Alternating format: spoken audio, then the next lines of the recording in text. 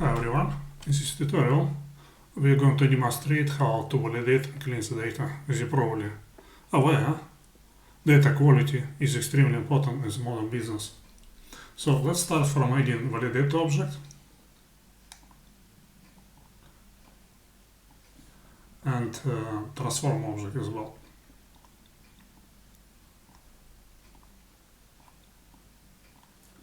To change Validator object, double click on it.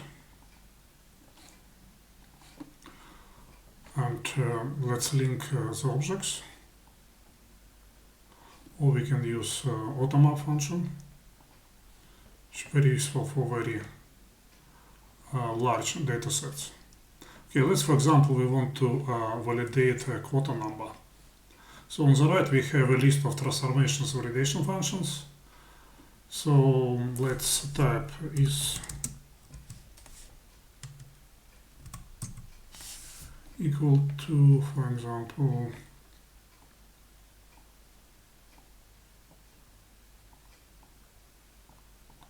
let's say when it is success equal to 1, we want to reject record, we want to write a record into rejected record file.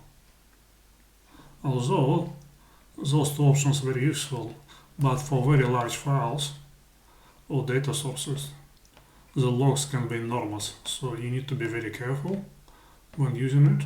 They are very useful for debugging, but in production probably it is better to disable.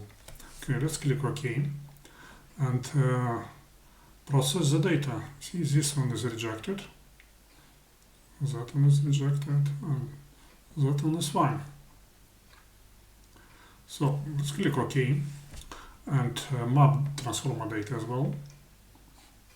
Again, we just use automap function.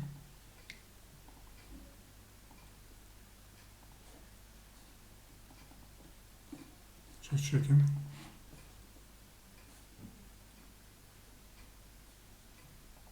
Okay, let's run it.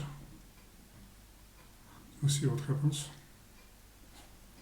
Okay, so we can see that data reader read 12 records in total. 3 of them were rejected. And transformer processed 9 records and writer wrote 9 records. Let's check the log. See, okay, here are messages, and if we go to rejected file, we can see 3 lines. Okay, thank you very much for watching. I hope you found this tutorial useful, and please like and subscribe.